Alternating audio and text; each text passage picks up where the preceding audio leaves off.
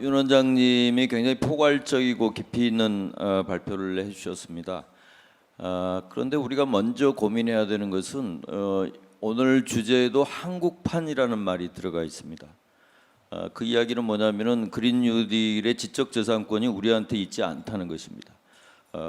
뭐 오래된 역사를 가지고 있고 또 최근 들어와서 유럽과 미국에서 뭐 그린딜, 그린 뉴딜이라는 이름으로 지금 그 추진되고 있는 그런 정책이기 때문에 우리가 그 외국의 논의를 보면서 공통점이 무엇이고 또 각 지역과 국가에서 추진하는 그 내용의 차이점이 무엇인가 하는 것을 좀 볼 필요가 있다고 생각합니다. 공통점은 2050년 탄소 중립 또는 넷제로 달성을 목표로 하고 있습니다. 유럽연합도 그렇고 미국도 그렇습니다. 미국은 물론 지금 민주당 대선 전략의 일환으로 논의되고 있고 그것이 아직 법제화되거나 하지는 않았습니다만 그렇게 될 가능성이 크다고 봅니다. 차이점을 보면은 유럽은 경제 시스템과 산업 시스템의 대전환에 방점을 두고 있습니다. 그래서 자국 산업을 보호하기 위해서 탄소 국경세 도입을 그린 뉴딜에 포함하고 있다는 점을 눈여겨볼 필요가 있습니다. 최근에 그 유출된 내부 자료에 의하면 부문별로는 특히 이제 철강 부문을 시작으로 해서 2021년부터 탄소 국경세를 도입할 것으로 그렇게 예상이 되는데 그렇게 될 경우는 이제 우리 산업에도 굉장히 큰 영향을 미치기 때문에 우리가 주목해서 봐야 될 내용이다 이렇게 보고요. 미국은 넷제로를 목표로 설정하고 있지만 일자리 창출이라든가 사회적 불평등 해소에 초점을 맞추고 있습니다. 그래서 공정하고 정의로운 전환을 강조하고 있죠. 민주당이 대선 공약으로 지금 제안하고 있는 그린 뉴딜에는 최저임금이라든가 보편적 건강보험 도입 이런 정책들도 포함되어 있습니다. 그래서 제가 말씀드리고 싶은 것은 유럽과 미국의 사례를 우리가 이제 참고를 해야 되는데 그 참고할 때 유의해야 될 것은 공통점 이런 부분은 우리도 놓치지 말아야 된다 하는 것이고 차이점은 이제 우리가 가지고 있는 여건이라든가 우리가 가야 될 방향 이런 부분들을 충분히 고려해야 된다는 것입니다.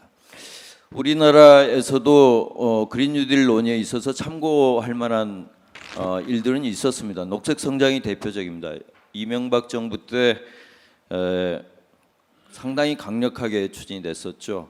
제 기억으로는 녹색성장위원회가 열리면 뭐 대통령이 참여하는 그 횟수가 굉장히 많았고 또 녹색성장위원회를 뒷받침하는 그 녹색성장 기획단 같은 경우에 뭐 70여 명의 그 공무원들과 인력들이 일을 하고 있었고 또 청와대 내에서도 녹색성장 기획관이라는 이름으로 수석급의 그 비서관이 또 일을 했었고 했습니다.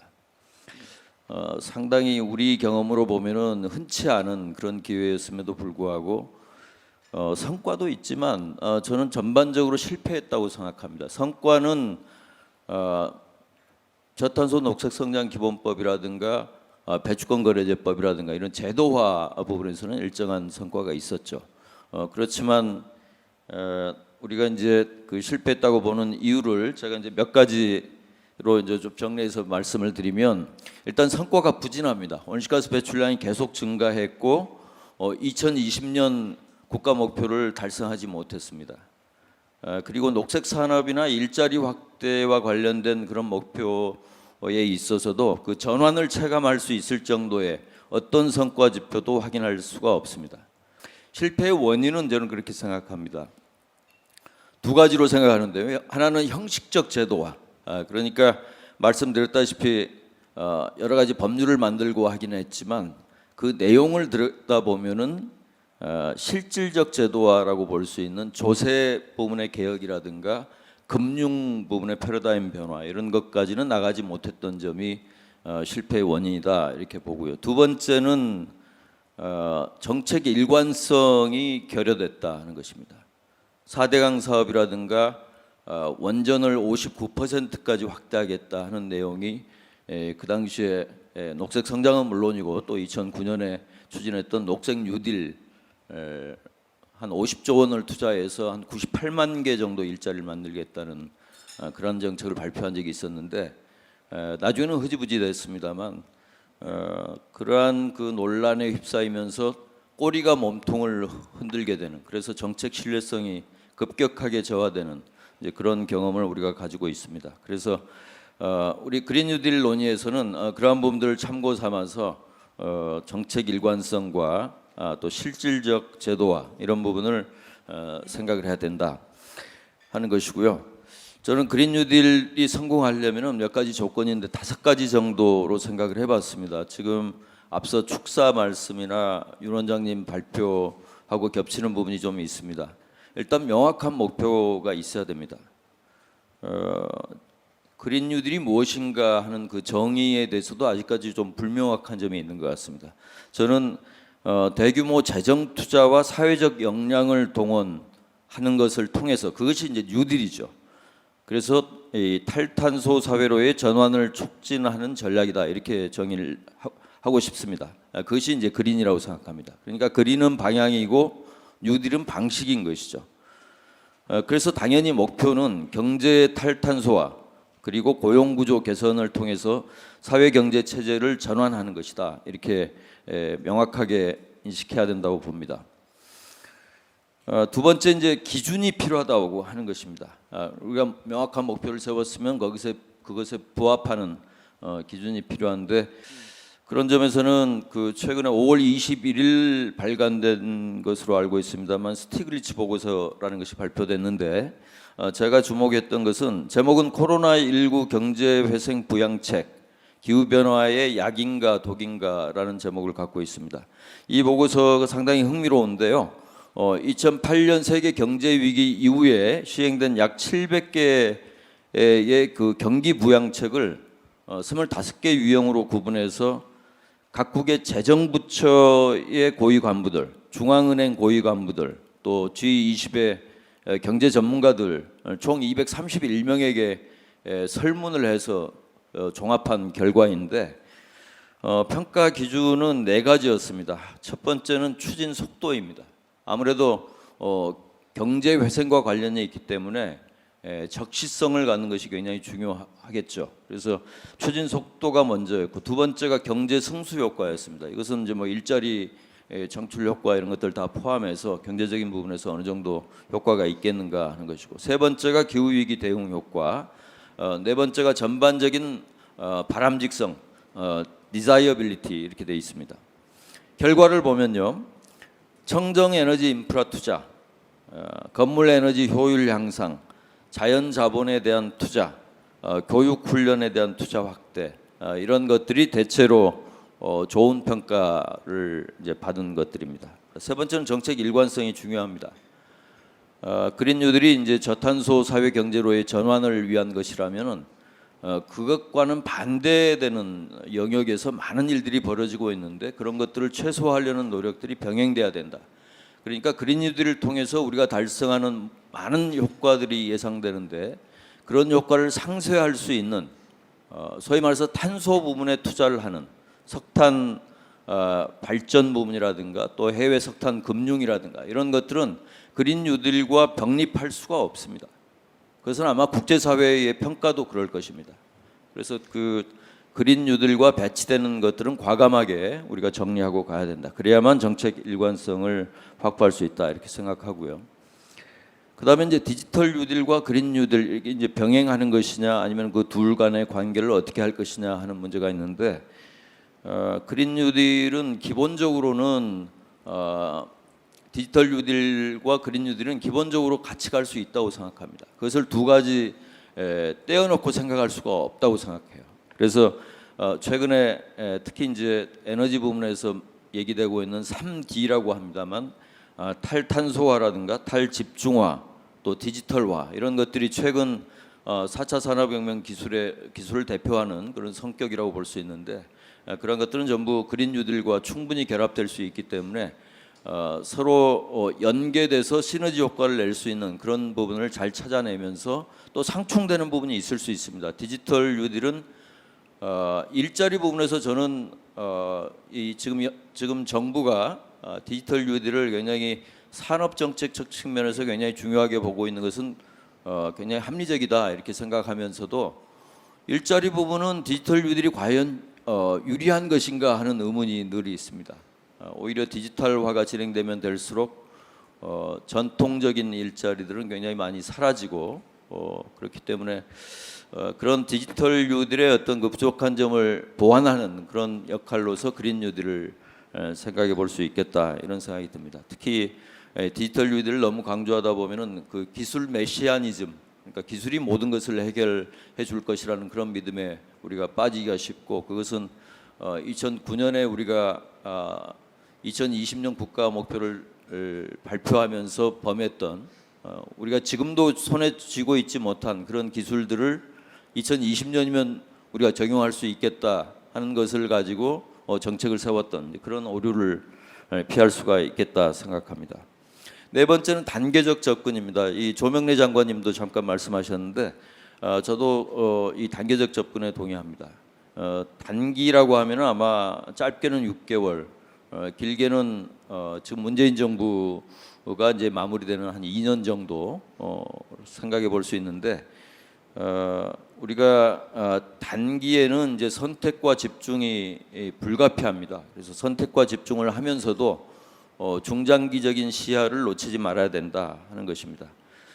단기의 경우에는 아무래도 단기적 성과를 중심으로 사업이 제한될 수밖에 없고, 또 그것을 통해서 국민들로부터 평가받을 수밖에 없을 것입니다. 그래서 그 단기적 성과 중심의 사업을 배치하고 한편으로는 이 그린 뉴딜을 제도화하고 그 성과를 평가하고 수정 보완할 수 있는 그런 그 시간이 이 단기적인 2년 내에 주어져 있을 것이다 이렇게 생각합니다.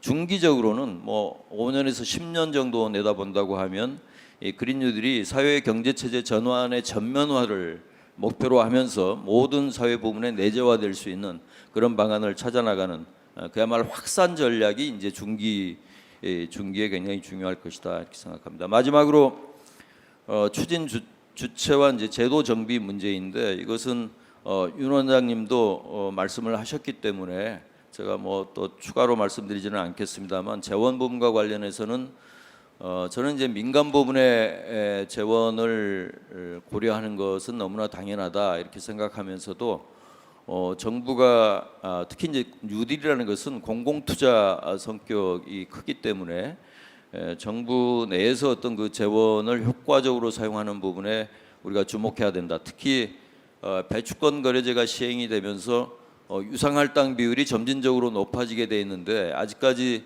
그 유상할당을 통해서 확보된 그 경매 수입 같은 경우가 다시 녹색 부분에, 저탄소 부분에 투자되고 있는 것 같지가 않습니다.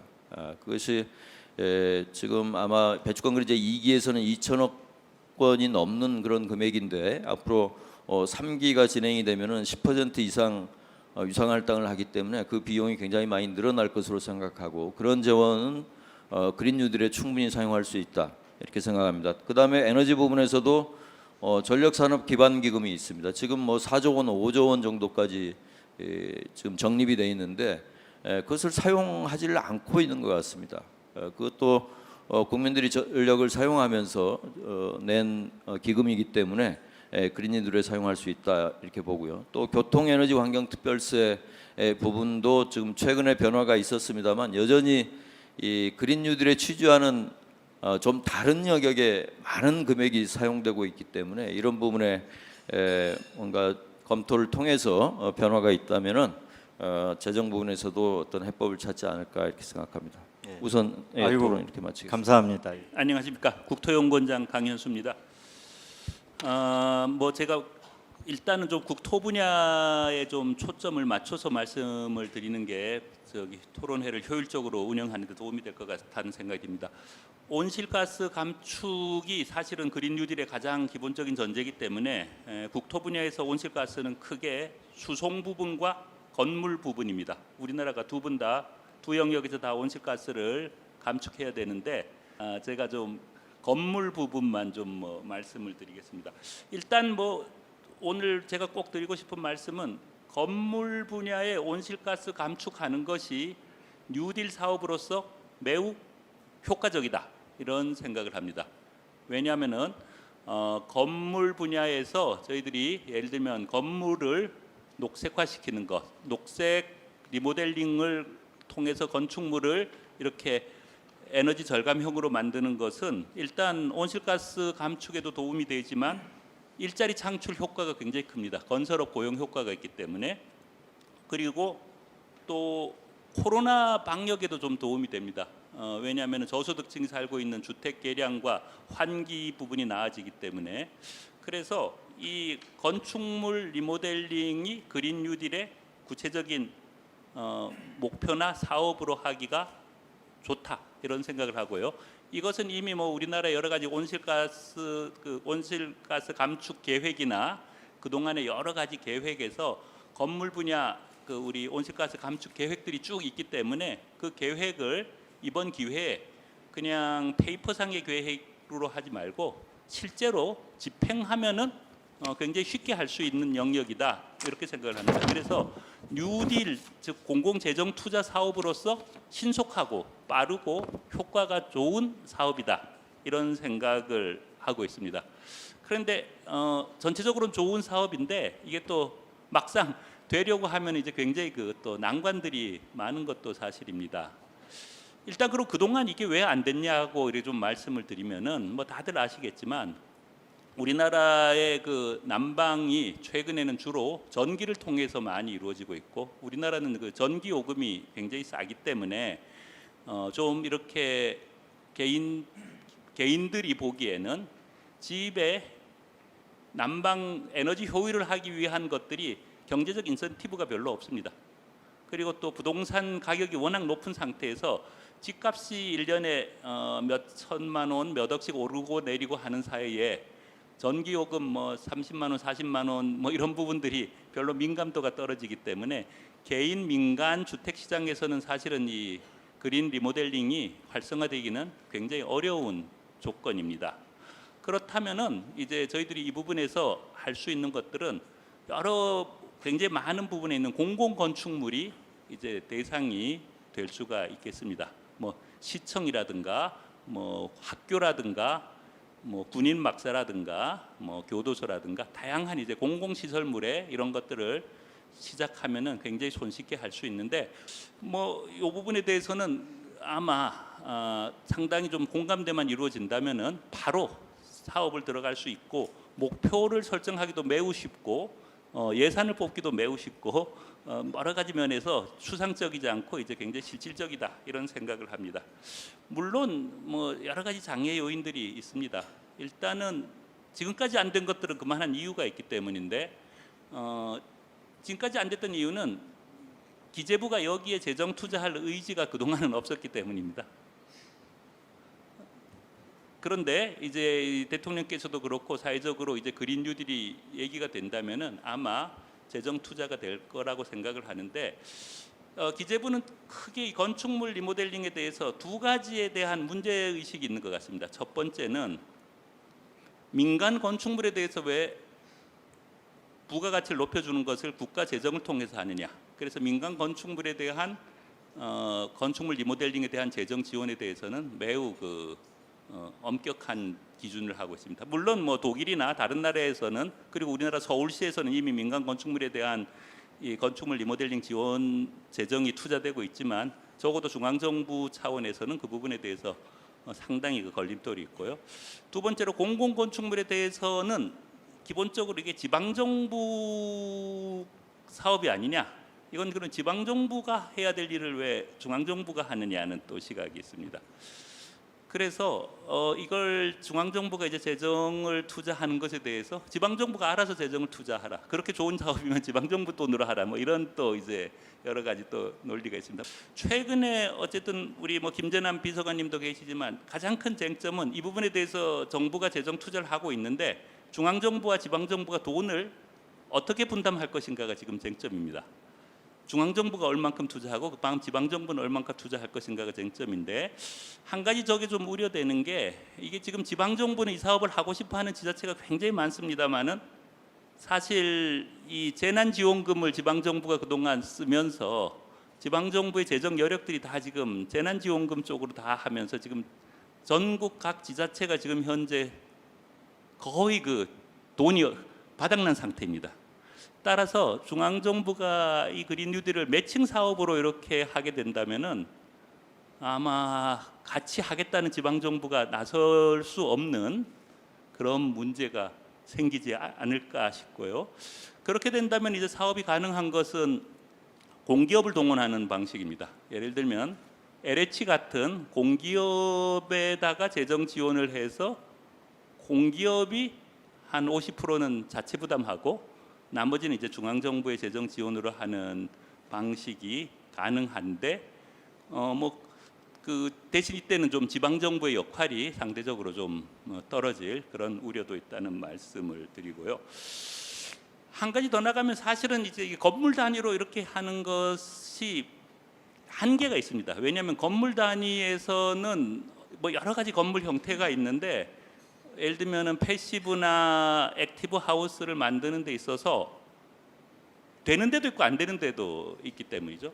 따라서 이걸 조금 확대한다면 개별 건축물 단위가 아니라 동네 단위, 마을 단위, 뭐 아파트 단지 단위 혹은 뭐 이게 지구 단위 나아가서 도시 단위로 이런 리모델링을 한다면은 저희들이 제로 에너지 건축물에서 제로 에너지 단지, 제로 에너지 도시 뭐 이렇게 확대하면은 훨씬 더 효과가 클 수가 있는데 이때 가장 큰 걸림돌은 이 각자가 생산한 에너지를 서로 동네 단위, 지구 단위, 도시 단위에서 교환할 수 있는 이 그리드 시스템의 부재입니다. 일종의 그 마이크로 그리드 혹은 스마트 그리드라고 하는 영역인데요. 따라서 이게 지금 제가 얘기하는 건물 리모델링이 도시 단위의 리모델링으로 나아가서 국토 전체의 제로 에너지 국토로 만들기 위해서는 이 스마트 그리드 사업이 반드시 이제 연결돼야 됩니다. 그런데 이제 여기서 이제 걸림돌이 몇 가지가 있는데 일단 우리나라 그 한전이 다들 아시겠지만 이 그리드를 독점하고 있는 상태에서는 이 부분에 마이크로 그리드가 사실은 좀 어려워지는 부분들이 있다는 겁니다. 전 세계적으로도 이 그린 뉴딜과 관련돼서 가장 사업성이 높고 고용 일자리 효과가 큰 게 두 영역입니다.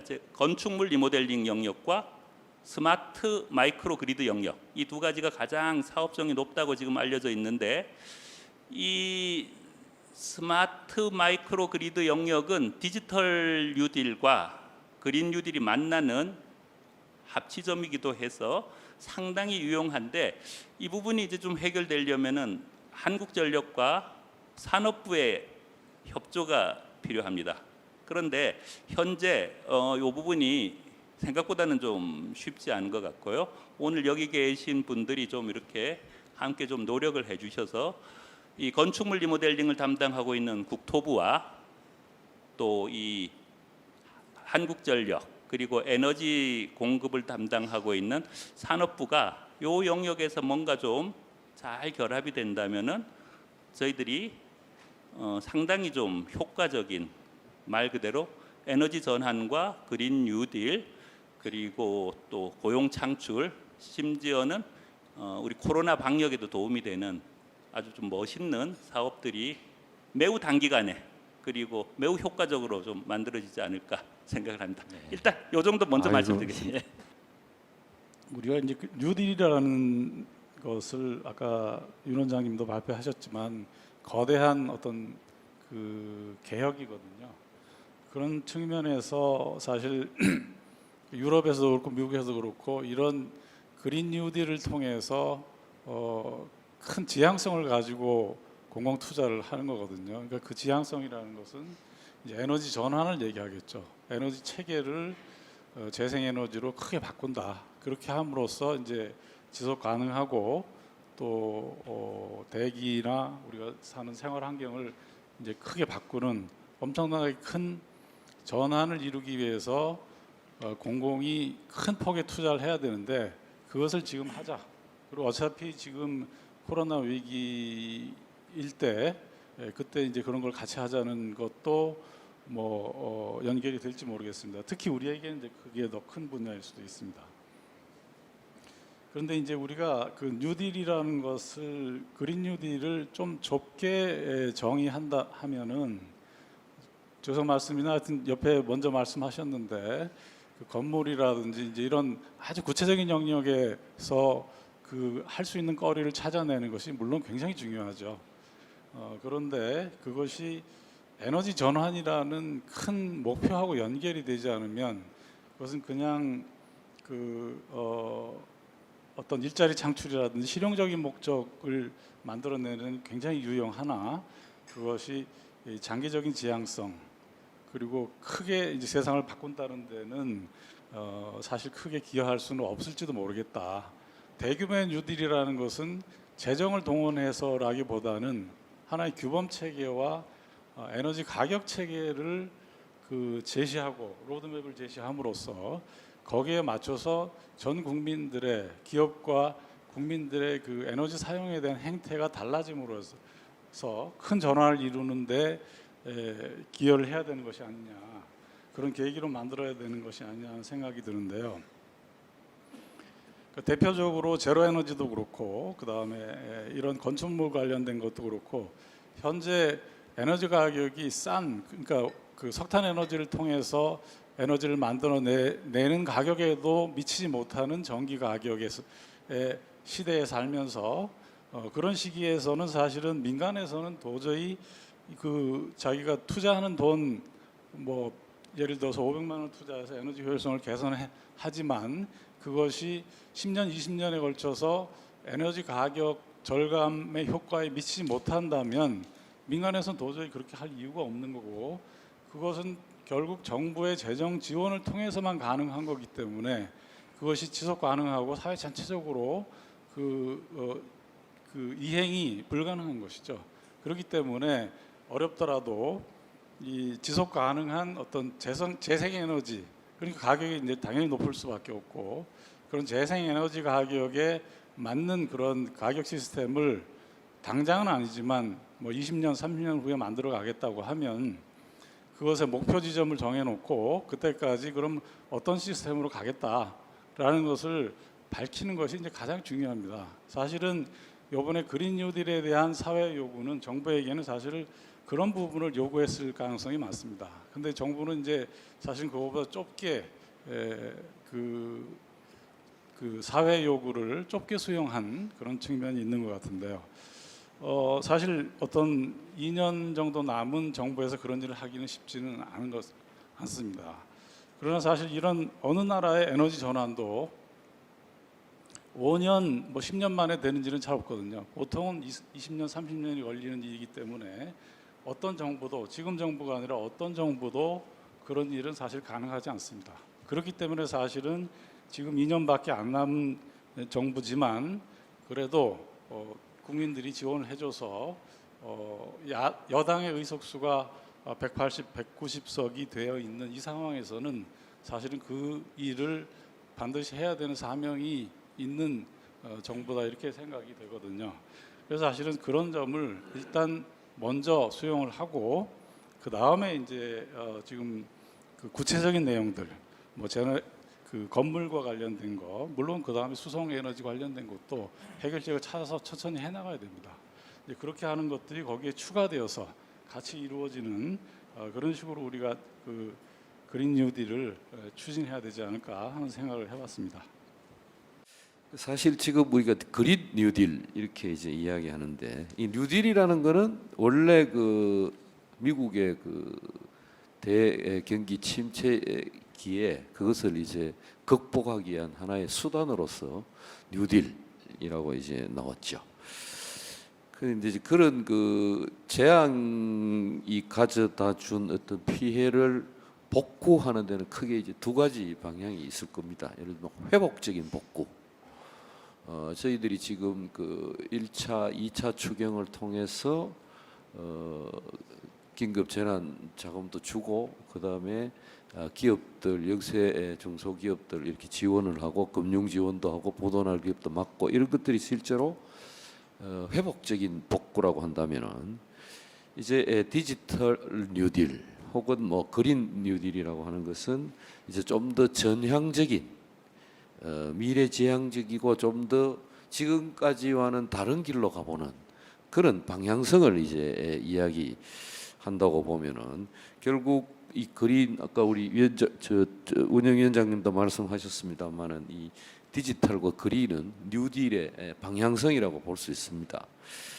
그래서 그 그린 뉴딜이라고 할 때 역시 이거는 결국 그 미래에 우리가 궁극적으로 목표하고 있는 바는 탈탄소 내지는 탄소 중립 뭐 이런 그 에너지 전환을 포함한 그런 사회로 가는 것을 궁극적 목표로 하는 그런 지향을 가진 뉴딜 이렇게 이제 정의를 할 수 있겠는데, 그럼 지금 왜 이 시기에 우리가 이 그린 뉴딜이 지금 다시, 물론 뭐 그 전부터 우리가 녹색 성장 뭐 이렇게 다 이야기를 해왔습니다만은 다시 이 시기에 왜 다시 그린 뉴딜이 이제 부각이 되고 재조명되는가?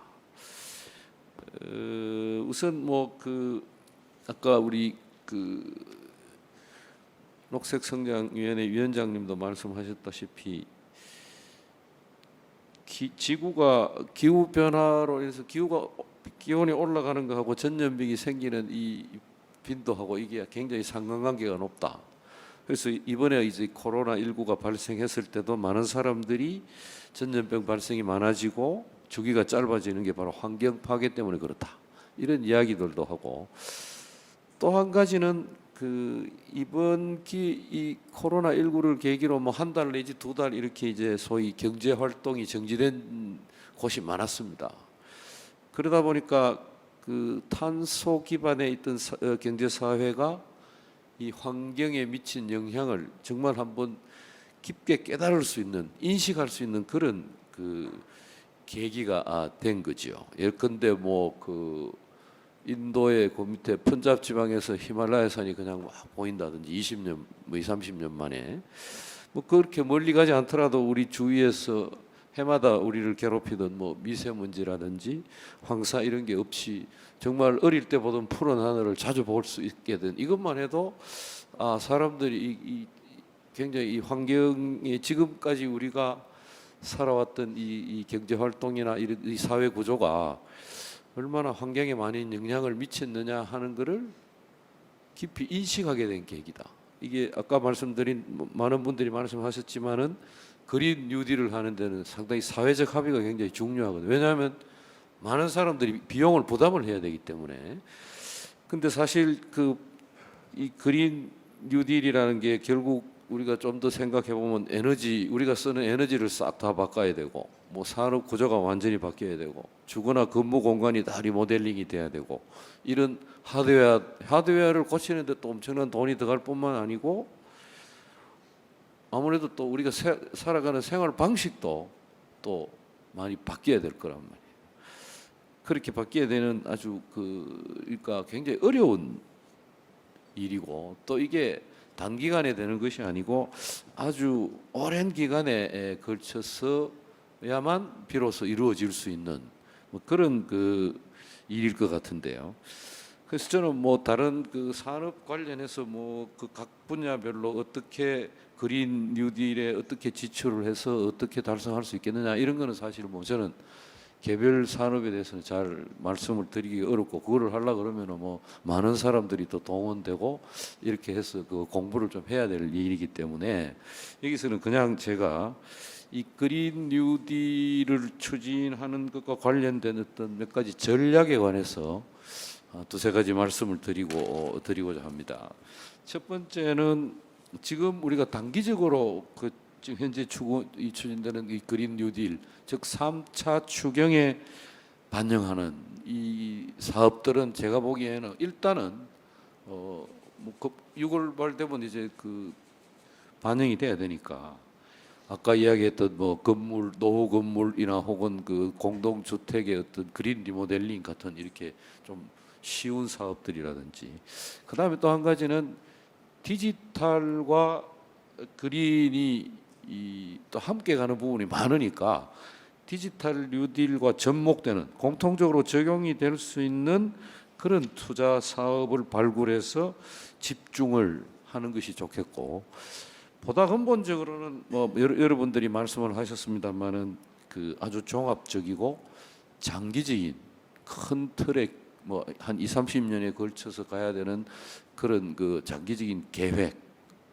수립하고 그것을 달성할 수 있는 3 내지 5년 이 주기에 단위 실천 계획을 좀 수립을 해야 되지 않느냐. 그 3 내지 5년 사이에는 제가 보기에는 이 굉장히 20년 동안 뭐 굉장히 우리가 큰 목표를 세우고 꾸준하게 추진을 하려 그러면은 그 중간중간에 뭔가 그 유인책들이 새로 개발이 되고 뭐 이렇게 해야 될 것 같은데 그런 것까지 다 포함한 그런 3 내지 5년 단위의 실천 계획들을 중간중간에 또 세워서 그거를 해야 될 텐데 그거를 그 필요한 거기에 추진에 필요한 어떤 법 제도적 기반 그리고 그것을 실행을 담당할 추진 기구도 만들어야 될 테고 그 다음에 그것을 앞에 많은 분들이 이야기했지만 아주 일관되게 추진할 수 있는 그런 사회적 합의 이 굉장히 어려울 것 같지만 하여튼 그런 것들이 굉장히 필요할 거다 이런 그 말씀을 드리고 싶습니다. 두 번째는 이 저탄소나 혹은 탄소 중립 사회로 우리가 전환을 하게 되면 지금까지 우리가 투자해 놓은 여러 가지 경제 활동을 해서 투자해 놓은 자산들이 있을 겁니다. 뭐 이 그 책들을 보니까 그걸 스트랜디드 에셋이라고 그래 가지고 우리말로 좌초 자산이라고 번역을 하던데요. 이 좌초 자산에 대한 배려가 분명히 필요하다. 그거가 배려가 없으면은 그 사람들이 반발을 하게 돼 있습니다. 자기 재산이 날아가는 거에 대해서 가만히 있을 사람이 아무도 없죠. 그렇게 되면 사회적 합의고 뭐고 다 무너지고 갈등이 생기고 그렇게 되면은 제대로 추진을 할 수 없지 않겠느냐.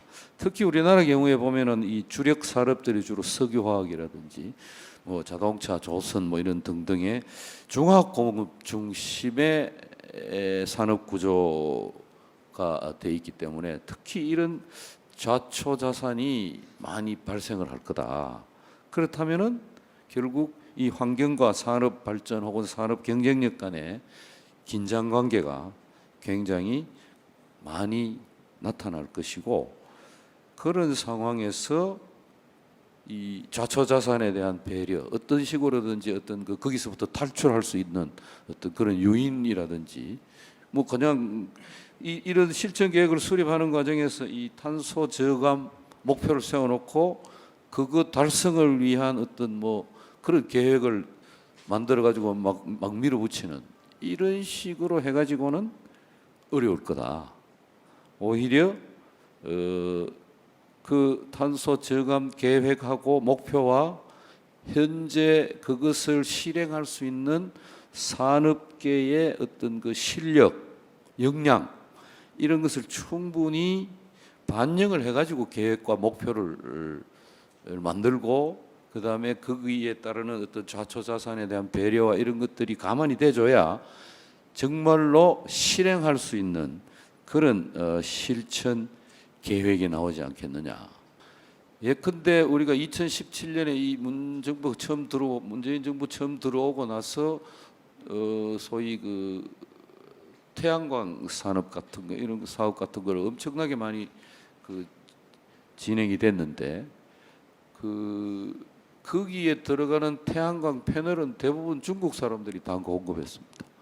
그러면 결국 우리 재정을 써가지고 우리나라 국민들이 낸 세금을 통해서 보조금을 주는 그 사업에 재미는 전부 중국 사람들이 봤단 말이에요. 그래서 그런 거를 우리가 좀 배제할 수 있는 그런 거를 좀 고려할 수 있는 그런 실천 계획이 되면 오히려 산업과 환경 간의 어떤 그 긴장 관계를 오히려 완화시켜 줄 수 있는 그런 방안이 되지 않겠냐 하는 거. 마지막으로 한 가지 뭐 이거는 제가 뭐 전문 분야가 아니라서 잘은 모르겠습니다만은 이 기후 변화 대응이라고 하는 거는 한 나라만의 성공으로 되는 게 아니겠죠. 그래서 전 세계가 공조를 해서 그 함께 노력해야 성공할 수 있는 그런 문제 같은데 지금 뭐 EU 같은 경우에는 지금 뭐 탄소세 도입이라든지 뭐 등등 지난번에 그 2019년 말에 또 그 집행위원장이 그린 딜을 발표하는 거 이런 걸 보면 상당한 의지가 있는 것 같아요. 근데 미국은 아까 우리 위원장님 말씀하신 데는 보면 그 민주당에서는 그런 걸 하지만은 실제로 뭐 그 트럼프가 돌아오고 나서 녹색 기후 기후변화 협약에서 탈퇴했단 말이에요. 실제로 미국이 세계 경제에서 차지하는 비중, 그다음에 그렇게 뭐 하겠다고 하는데 실제로 잘 안 하는 중국이 세계 경제에서 차지하는 비중, 뭐 이런 걸 생각해 보면은 이게 정말 우리가 혼자서 산다고 될 일인지, 그러면은 미국과 특히 미국하고 중국이 지금 코로나19 이후에 갈등이 더 고조되고 점점 더 노골화되고 이렇게 되는데, 이게 그러면 그 미중 갈등 속에서 정말 국제 공조가 제대로 될 수 있을 건지, 우리나라가 뭔가 좀 이 레버리지가 좀 있어가지고 이 사람들이 여기에 참여할 수 있도록 뭐 만들 수 있을 것인지, 뭐 이런 것들도 함께 좀 고민을 해야 되지 않겠느냐, 뭐 이런 생각입니다. 고맙습니다. 뉴딜이라 하더라도 에너지 전환이라 이런 것이 갑자기 새롭게 왔다기보다도 기존에 우리가 다 알고 있는 것들에 있어서 가중치와 중심, 힘을 실는 것의 우선순위가 달라져 있는 거지 새롭게 있는 것은 아니다라는 생각이 듭니다. 그러니까 어떻게 보면은 한국형 뉴딜이라 하는 것은 우리가 알고 있는 것들에 있어서 우리가 그동안에 차마 하지 못했던 것들에 힘을 싣고 그거를 우선적으로 추진하는 것, 그것이 어떻게 보면은 특징 아닐까 싶습니다. 사실 환경이라는 것은 잘 아시는 것처럼 다루는 게 매체로 다루는 것 같습니다. 물, 공기, 폐기물, 자연자원 이렇게 다루죠. 정책이.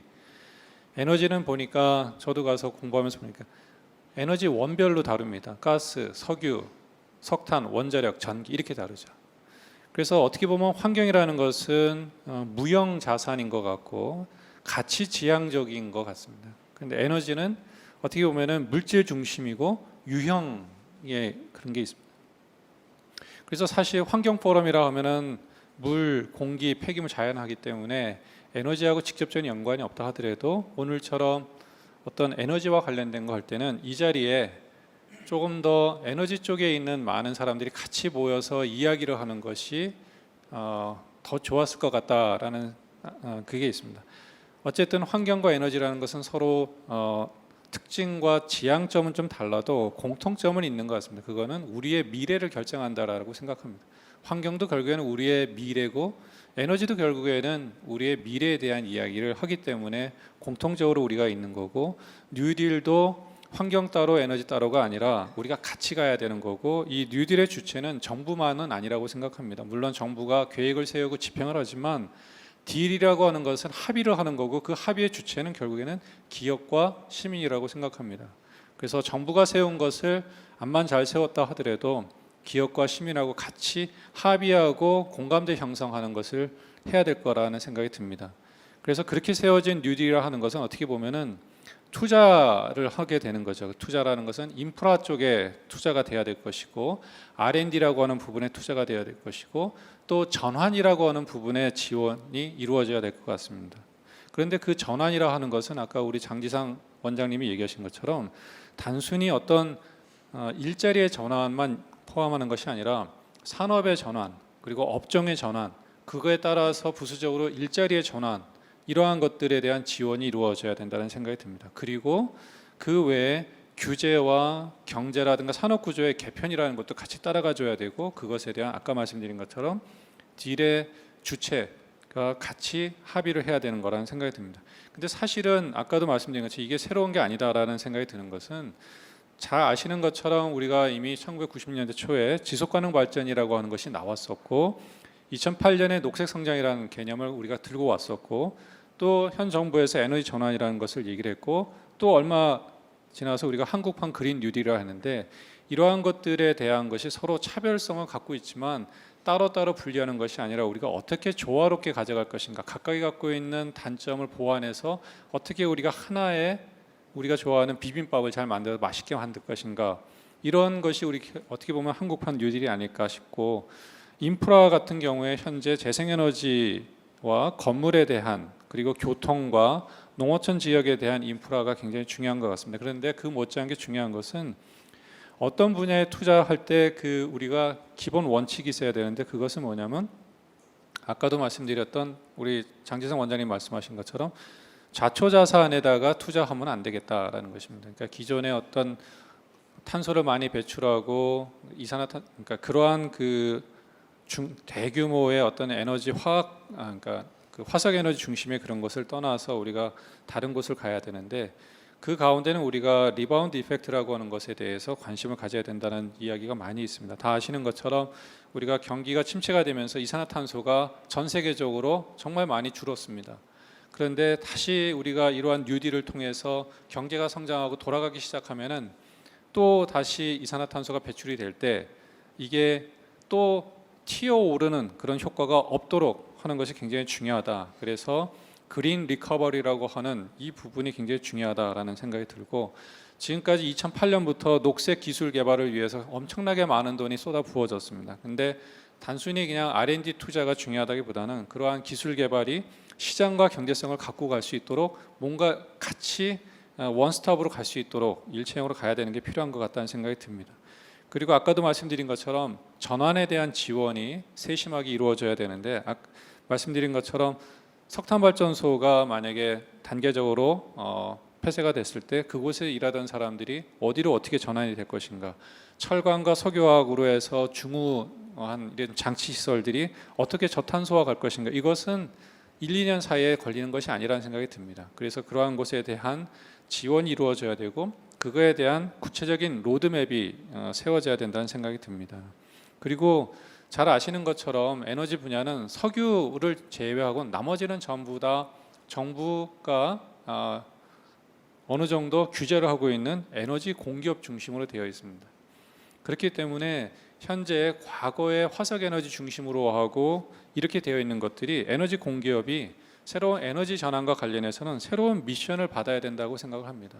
예를 들면은 한전 기술이라든가 한수원이라든가 이런 것들은 원자력이라든가 화석 에너지 석탄 발전소라든가 원자력 기술을 설계하고 해서 생기는 그런, 한전 기술만 해도 2,200명의 직원이 있는데 그 중에 1,500, 1,600명이 전부 다 원자력과 관련돼서 하고 있습니다. 그러면 우리가 에너지 전환이라고 했을 때 그 인력들이 어떻게 갈 것인가, 이거는 이미 에너지 공기업은 우리가 법이라든가 이런 거에 의해서 정해놔 있습니다. 미션이라는 것이. 그런데 스스로 알아서 변화라고 하는 것은 저는 너무나 제한적이라는 생각이 듭니다. 그래서 전체 에너지 공기업이라든가 이런 부분이 어떻게 새로운 미션을 가져갈 것인가에 대해서는 정부가, 국회가 같이 그려줘야 된다는 생각을 합니다. 또 다른 하나는 시스템이 변해야 될 것 같습니다. 우리가 계속 재생에너지를 많이 얘기하고 있는데 이거는 그냥 공급적인 측면에서 얘기를 하고 있는데, 사실은 박수를 쳐도 양쪽의 손뼉이 맞아야 되는 것처럼 우리가 수요라고 하는 부분에도 굉장히 중요한 거죠. 절약을 해야 되는데 어떻게 절약을 할 것인가. 계속 우리가 산업계에서 줄이라 하면은 마른 수건을 왜 자꾸 더 짜라고 합니까? 마른 수건 짜봐야 나올 것도 없다고 하는데, 근데 사실은 에너지 효율이라고 하는 것은 굉장히 잠재성을 많이 갖고 있습니다. 정부도 굉장히 에너지 효율을 높이려고 노력을 하는 거죠. 그런데 에너지 효율을 인위적으로 높이는 것도 있지만 자연스럽게 시장 시스템을 통해서 시간을 두고 올라갈 수도 있는 방법은 저는 요금 체계라고 생각을 합니다. 이 부분은 굉장히 민감하기 때문에 얘기할 수는 없지만 다 알고 계십니다. 아까 계속 우리 김유찬 원장님도 얘기하시고 한 것처럼 우리가 에너지를 사용하므로 인해 생기는 어떤 사회적 비용의 가격의 요금에 반영이 제대로 안 됐을 때 과연 그것이 우리가 절약이라든가 효율 향상이 갈 수 있을 것인가라고 하는 근본적인 질문을 우리가 던져보는 거죠. 제가 찾아보니까 저도 잊고 있었는데 2008년 8.15 광복절 축사 때 이명박 대통령이 국가 비전으로 녹색 성장 딱 하고 발표를 했습니다. 그리고 나서 강력한 정부 중심으로 주도를 이루어져서 녹색 성장을 했죠. 거기에 4대강 사업과 원자력이라는 것도 들어가 있고, 그때 뭐 재생에너지도 있고 여러 가지가 있었습니다. 그런데 그 부분에 대해서는 우리가 실패다, 성과가 별로 없다라고 하는 것은 결국에는 어떻게 보면은 거버넌스가 아까도 얘기 드린 것처럼 정부 중심이 아니라 기업과 시민과 이런 것들이 합의를 이루어지고 뭔가 탑다운도 중요하지만 바텀업으로 해서 이루어지는 것들이 있어야 되는데, 이러한 시스템, 사회적 공감대와 시스템이 부족한 거 아닌가. 그래서 거버넌스라고 하는 것은 어떻게 보면은 참여형, 계속 우리가 얘기하는 거죠. 참여형, 수평적 거버넌스. 녹색 성장이 어떻게 보면은 정부와 기업 중심으로 하고 시민 사회가 조금 더 동떨어져서 먼 발치에 있었다 그러면 지금 우리 에너지 전환이라는 것은 혹시 기업을 너무 옆에 두고 있는 거 아닌가? 단순히 규제 대상으로서만 바라보고 있는 건 아닌가에 대해서 생각을 하고 같이 파트너로서 규제 대상이 아니라 파트너로서 끌어들여서 정부와 시민단체와 기업이 같이 가야 우리가 녹색 성장 그 당시에 실패했던 것을 우리가 조금 더 개선할 수 있는 거 아닌가. 그래서 미래라고 하는 것은 정부라 했을 때 중앙정부만이 정부냐라는 거죠. 아까도 얘기했던 것처럼 지자체, 지역이라고 하는 이야기를 굉장히 많이 하고 있습니다. 제가 서울에 있다가 울산에 내려가 보니까 왜 지역이 중요한지를 실제로 가보니까 알겠더라고요. 수도권 중심으로 모든 것이 이루어질 때는 절대 지역이 저는 활성화되지 않는다는 것을 느끼고 있습니다. 그래서 지역의 이야기와 지역이 필요로 하는 것을 실제로 이 얘기를 듣고 그것이 하나로 모아지는 게 굉장히 중요하다. 기업도 대기업 중심으로 가는 것이 아니라 중소기업도 같이 포함하고 새로운 인큐베이터들이 갈 수 있는 그런 인프라가 굉장히 중요하고 시민단체도 환경시민만 있는 게 아니죠. 여러 가지 다양한 이해 당사자들에 대한 이야기를 같이 가야 되는 것이고 그러한 사람들이 다 모여서 정책 결정을 할 때 탑다운과 바텀업이 같이 가야 될 것이다 라는 생각을 하고 있습니다. 조심스러운 얘기인데 이런 게 저는 생각을 갖고 있습니다. 1920년에 왜 우리가 뉴딜이라는 얘기가 나왔을까? 시장이 실패를 했습니다. 1920년에 시장 기능이 가격을 중심으로 해서 돌아가던 것이 멈췄던 거죠. 공황이라. 그래서 그것이 다시 돌아가도록 하기 위해서 정부가 나서서 일자리 만들고 시장이 돌아가도록 만들었습니다. 그러면 그 이후에 정부 중심으로 해서 공급 경제학이라는 것이 활성화된 지금까지 상태에서 우리가 다시 어려운 경제 상황에서 뭔가를 돌리려고 할 때 정부가 지금 커져 있는 정부가 다시 또 뭔가를 만들어서 정부의 역할을 크게 하는 것도 바람직할 수 있지만 어떻게 보면은 시장의 기능이 다시 시장이 꺼져 있는 시장이 다시 살아서 돌아갈 수 있도록 특히 에너지 시장은 정부의 규제와 공기업 중심으로 되어 있는 이러한 에너지 시장이 시장 기능이 조금 더 활성화돼서 갈 수 있도록 그 안에 에너지를 생산하고 소비하는 데 들어가는 환경 비용이 요금이라든가 가격 시스템에 제대로 반영될 수 있도록 하고 그것이 사용하는 사람들이 비용 부담을 정확하게 할 수 있도록 하는 이런 거. 그래서 다 알고 있지만 차마 하지 못하고 있는 것들을 담아주는 것이 저는 필요하지 않을까 싶습니다. 사실 이제 현실에서의 문제는 그러니까 에너지 전환 가격 체계에 큰 전환이 이루어지면 전기세가 그냥 올라간다 쉽게 뭐 그렇게 생각한다면 그러면 이제 현실에서 당연한 벽은 그 국민들의 생활비가 올라가고 특히 저소득계층의 부담이 가중되고 그리고 산업용 전기 가격이 또 부담이 올라가니까 기업의 경쟁력에 문제가 생긴다는 그런 장벽이 물론 당연히 있죠.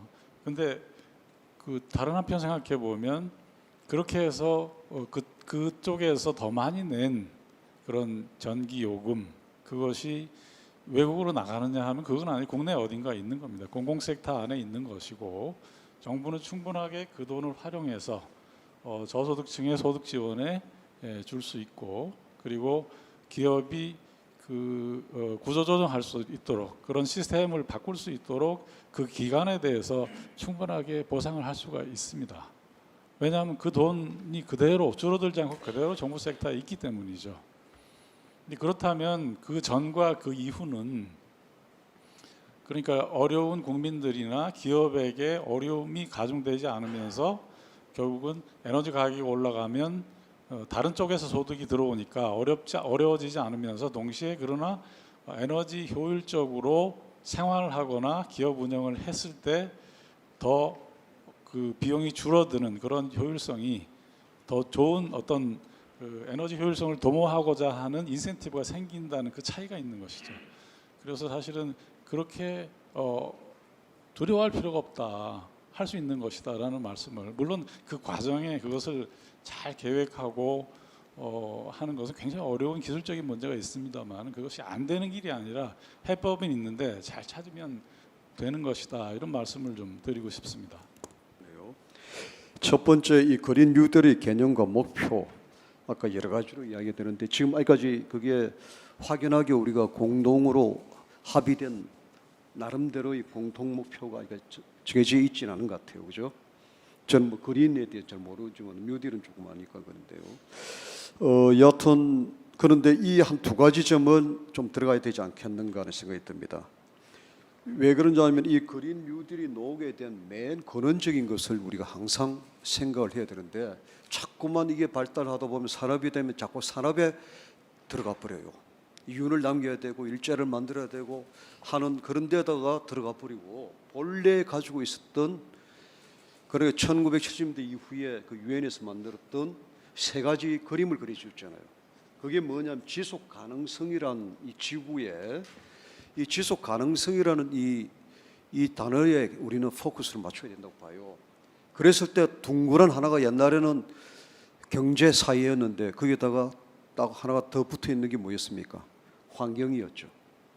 그것이 주는 의미가 뭐냐면 이거는 전 지구적인 문제고 인류의 앞으로의 그 생존과 관련된 아주 위급한 문제라는 것을 벌써 한 40년 전에 이야기를 했는데 이런 정신이 그린 뉴딜에 들어가야 된다는 거죠. 어떤 뉴딜보다도. 그런데 지금 이제 급하다 보니까는 경제는 어려워지고 이 그 코로나 이것 때문에 여러 가지로 위급한 상황이다 보니까는 뉴딜이라고 노는 게 조금은 어떻게 보면 이게 너무 조금 약한 것 같아요. 그 다음에 두 번째 이제 간 게 그래서 작년에 놓은 게 이제 휴먼 뉴딜. 사실은 휴먼 뉴딜이라고 하면은 이명박 정부 때 썼기 때문에 그 단어를 쓰기는 조금 했어요. 좀 그렇지만은 그 단어가 주는 그 의미, 그 어떻게 일을 잘못하고 앞에서도 여러분들이 이야기하셨지만 그것보다도 인간을 살리는 사람을 살게 하는 것이 더 중요하다는 사람을 좀 더 중심에 두고 자연과 함께 더불어 사는 사람이겠죠. 이게 지속 가능성한 그 삶이니까는요. 이 두 가지가 그린 뉴딜에서도 이게 우선시 되지 않고서는 너무 산업이라든가 윤, 일자리 이런 것이 물론 부수적으로 돼야 되겠지만은 그 정신은 절대 가지고 가야 된다는 그런 생각이 듭니다. 그다음에 두 번째 여기 보면은 아까 나왔던 신사업이 뭐냐. 그래서 오늘 막 제가 조금 생각한 거 거의 비슷한 게 하나가 이제 에너지 이제 나오고 그다음에 작년부터도 이제 놓은 게 아까 우리 강 원장님 국토 원장님이 이야기하신 게 그거였죠. 일종 그 빌딩 건물에 대한 리모델링 하는 이건 굉장히 우리나라의 이 주거 문제도 열악한 부분도 있고 하기 때문에 이게 하나의 그 불평등의 문제도 해결해 놓고 그다음에 또 일자리도 창출하고 하는 그런 점에서 이제 거기 나왔던 거 하고 그다음에 또 여러 면이 여러분들이 이야기했는데 마침 오늘 또 김정욱 선생님 또 이야기했던 그 식량 문제 이것은 굉장히 식량 자조가 안 되면은 어떻게 되겠습니까? 이런 것이 나중에 기후 문제와도 연결될 것이고 그리고 전번에 그 뭡니까 그 고우가 대통령 자기 그 후보를 그만두고 난 뒤에 하는 고우의 그 보고서 요약한 거를 제가 간단하게 한번 읽어본 적이 있는데 거기에서는 굉장히 그 겁난다고 한 게 벌써 한 6, 7년 전에 이야기가 된 건데 지금은 그것도 훨씬 더 나빠지고 있거든요. 그래서 야 이거는 지속 가능성하고는 참 우리가 고민해야 될 부분이다 하는데 저는 이 세 가지라도 에너지와 아까 건물 그다음에 이 식량 이런 큰 것을 잡고는 그 중에 더 구체적인 것을 뭐 이야기를 한다면은 그래서 작년에 이야기했던 그 휴먼 뉴딜, 디지털 뉴딜, 그린 뉴딜 했는데 제4차 산업혁명에 관련된 디지털 뉴딜이 먼저 놓은 거죠. 계속 놓다가 그게 사실은 기재부는 그것밖에 없었어요. 그러다가 나중에 대통령께서 이제 어떻게 그린 뉴딜을 또 이게 아주 중요하다. 기후 협약도 그렇고 그 다음에 또 글로벌 하는 그 리더 이 역할을 하려면은 좀 더 이런 전 지구적인 문제를 생각하시게 된 거겠죠. 그래서 아마 이 그린 뉴딜이 나왔는데 뭐 휴먼 뉴딜은 뭐 대통령께서 이야기했던 뭡니까 그 고용 안정, 일자리 고용 그것 가지고 좀 일부가 이제 들어갔기 때문에 그 세 가지가 지금 다 맞물려 놓는데 이 그린 뉴딜은 제가 볼 때는 이 디지털 뉴딜이 혁신 성장이라고 한다면은 휴먼 뉴딜은 이 포용 성장인데 그 중간쯤 되는 그것의 선이기 때문에 아까 그런 점을 좀 생각하시면 이 세 가지 사업이 중요할 것이다 하는 생각이 들고 제도 및 재원 마련인데요. 뭐 여기서는 뭐 제가 이야기를 안 하겠는데 단지 하나 이 규제 개혁과 아까 민간 참여 저는 아주 중요하다고 봅니다. 그 잘 하시는데 어떤 것이든 좀 더 이 경제 성장에 일바지되고 하는 혁신 성장과 관련된 것은 저는 국가가 다 하지를 못합니다. 이건 역시 민간이 더 잘합니다. 민간은 왜냐 플렉시블하고 그렇기 때문에 민간 참여를 하되 이쪽 부분에서는 아까 그런 정신들 처음에 얘기했던 이 지속 가능성에 대한 정신들만 좀 들어간다면은 좀 덜 그 이윤을 창출해내는 자기만이 가져가는 그 다음에는 뭐 기업에서 나누는 이 금융 자본주의 2008년에 그 망한 그러한 것들이 시근 나타나지 않을까. 새로운 기업이 나타나야 된다는 얘기입니다. 새로운 민간. 저는 그것을 뭐라고 해야 될까? 사실은 이 방역 K 방역에서 성공을 거둔 것 이유 중에 하나는 우리나라의 그 병원들은 영리법인이 아닙니다. 이런 실질적으로 영리를 하지만은 비영리법으로 다 묶어놨기 때문에 위급한 시대에 뭐가 되어 있습니까? 비영리법인이기 때문에 차출이 가능한 거였어요. 이건 대단히 우리나라의 건강보험 플러스 비영리법인이라는 게 들어가 있기 때문에 그걸 지금 저희들이 지금 연구를 하고 있습니다. 한 1개월 후에 오는데요. 각 국가의 보건 의료 체계뿐만이 아니고 실질적으로 병원 운영의 방식에 있어서의 그게 뭐냐. 사실 이것은 굉장히 중요한 거예요. 병원에서도 중요하고 그럴 때 이것을 이윤이라는 개념을 또 무시해서도 안 된다는 거예요. 그래서 이 민간에게 주게 된다면 지금까지의 아주 이 초과 이익 달성할 때까지 독점 이익을 가지고 하는 이 방식을 바꾸는 그렇다고 또 비영리까지도 할 수 없는 요 중간쯤 되는 제가 이제 말을 하나만 하면 이 준영리 기업의 형태를 만들 수 있는 게 뭔가 그것이 이제 뭐 조합의 형태도 그중 한 가지 되겠지만은 조합은 또 너무 협동조합이라든가 이거는 비영리적인 걸 기본적으로 하기 때문에요. 여하튼 이런 생각을 하게 되는데 기업의 형태가 지금 자본주의에 있는 걸로서는 되지 않는다는 것은 분명한 사실이라는 겁니다. 왜 그리고 아까 건축 관계에서 왜 그 국토부에서도 아까 두 가지 이야기를 중요하게 강 원장도 하셨지만 저는 또 한 가지 아주 중요한 게 있다고 봐요. 그게 뭐냐 하면은 이 기업에 있어서는 너무나 이 감리라든가 우리나라의 건설업에 있어서는 5천만 원만 있으면 건설회사를 만들 수가 있고 너무나 그러다 보니까는 대기업의 하청 구조. 그래 대기업 건설회사는 그냥 앉아서 30% 가져가는 거예요. 딱딱딱딱 떼고 보니까는 밑에까지 내려오는 이 구조가 있는 한은 독점적 이윤을 창출할 수 있는 이런 풍토하에서는 뭘 해도 될 수가 없어요.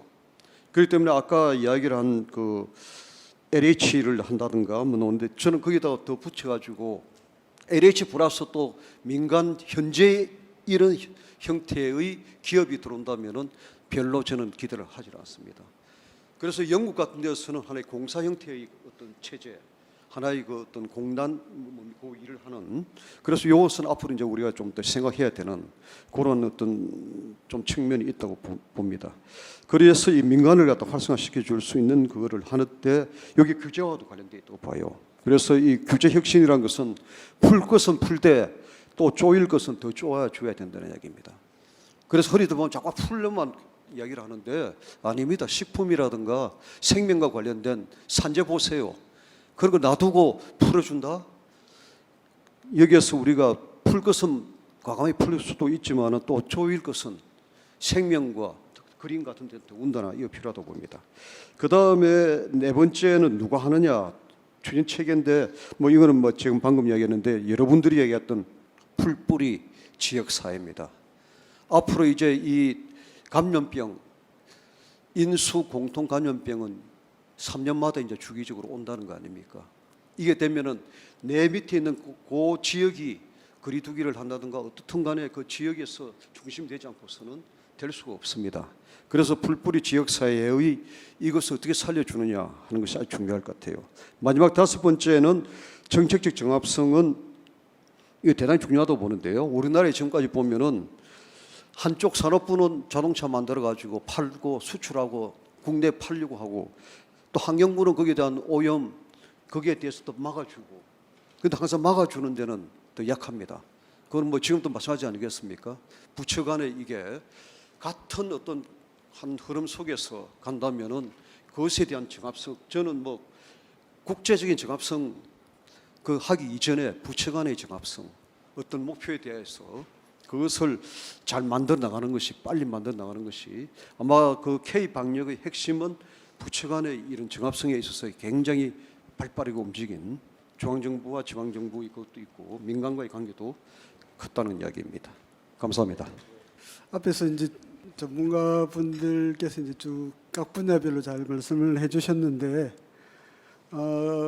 그렇게 말씀하시면서 이제 결국은 그 그린 뉴딜의 주체 중에 하나가 물론 정부, 지자체, 기업들도 되겠지만 이제 시민도 중요한 주체일 텐데요.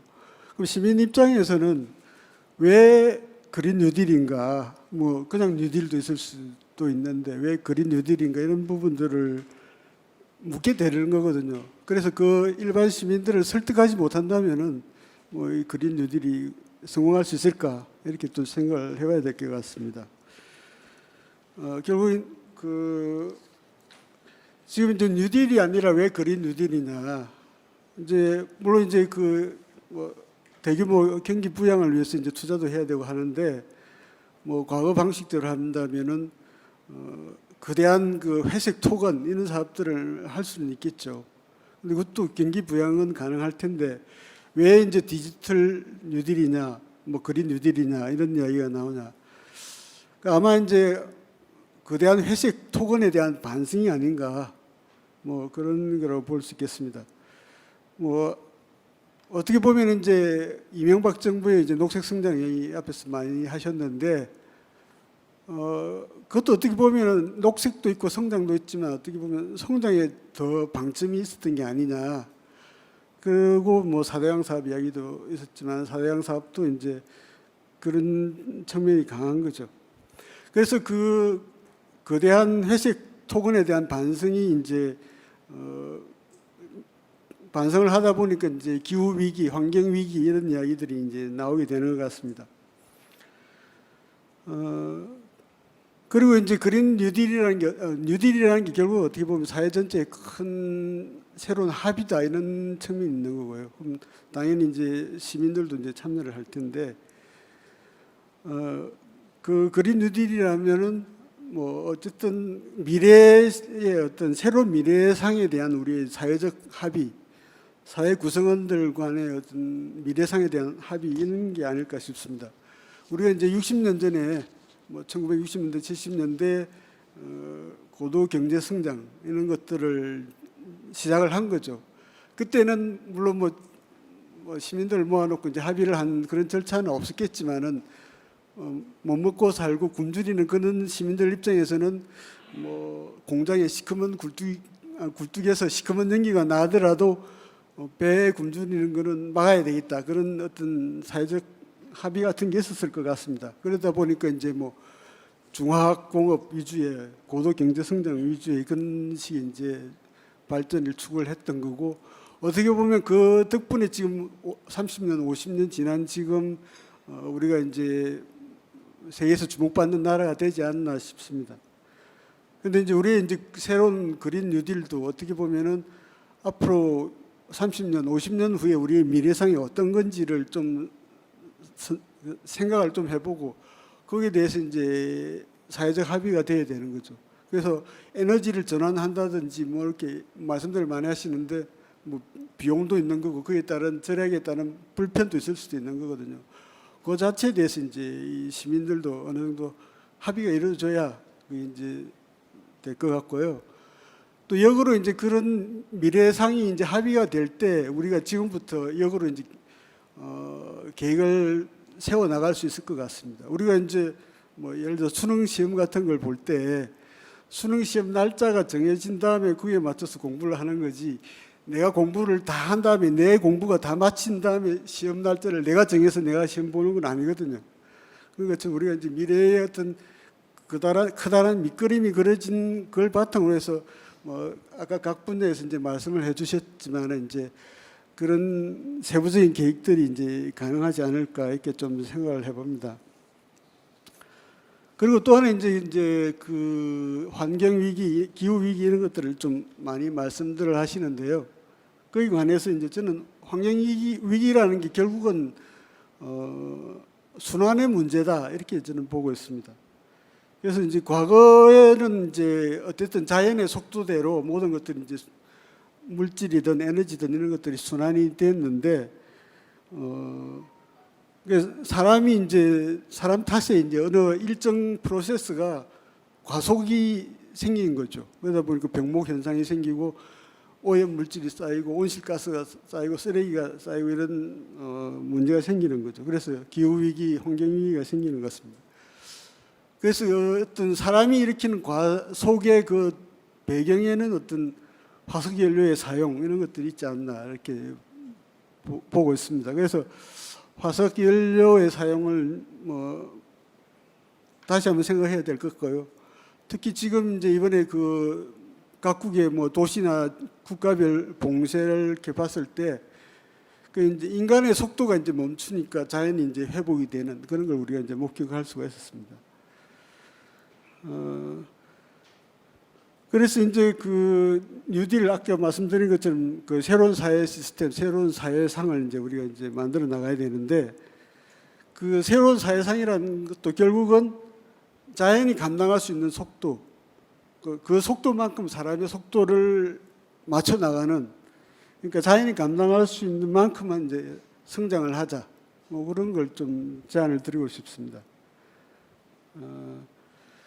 또 하나 문제는 이제 그 지금 그린 뉴딜 이야기가 지금 어디든지 이제 많이 나오고 있습니다. 오늘도 뭐 그런 관련 모임이 여러 개가 있는데 사실 따지고 보면 이제 그 이야기가 나온 지 20일 날 대통령이 그 말씀을 하셨다니까 이제 뭐 불과 열흘이 채 안 되는 그런 상황인데 그만큼 이제 우리 사회가 그린 뉴딜에 대해서 이제 어떻게 보면 좀 외면을 했다 이렇게 볼 수도 있는 거거든요. 그래서 이 그린 뉴딜이 지속적으로 동력을 갖고 추진이 되려면은 녹색의 주류화 이런 것들이 좀 필요하지 않나 싶습니다. 그래서 보면은 지난 총선 때 녹색당의 지지율이 0.2%, 5만 8천 표밖에 받지를 못했습니다. 그래서 이런 상황에서는 이런 동력을 가지고 이제 그린 뉴딜이 지속적으로 추진될 수 있을까 이런 생각이 들고요. 그래서 보면은 뭐 녹색당을 뭐 확대하는 방법도 있을 수 있겠지만은 그대 정당 자체를 좀 녹색화하는 그런 전략도 좀 필요하지 않나. 뭐 어떻게 보면은 뭐 거대한 여당 내에 녹색 뭐 개파 이런 것도 하나 만드는 것도 하나의 방법이지 않나 이렇게 생각을 또 해봅니다. 그래서 이제 그 그린 뉴딜 좀 구체적으로 들어가면은 보이지 않는 토목. 그러니까 우리가 지금 아까 제가 계속 이제 거대한 회색 토목에 대해서 이제 말씀을 드렸는데 보이지 않는 토목에 대한 투자. 좀 이제 뭐 제가 지어낸 개념이니까 뭐 잘 못 들어보셨을 텐데, 그러니까 이제 지하 인프라에 대한 구축들, 뭐 아까 상하수도 인프라 구축 이런 것들도 말씀하셨는데 지하에 뭐 지하 시설물에 대한 인프라 구축이라든지 기존 인프라에 대한 개선이라든지 보수라든지 이런 것들도 이제 중요한 그린 뉴딜의 이제 한 분야가 되지 않을까 싶습니다.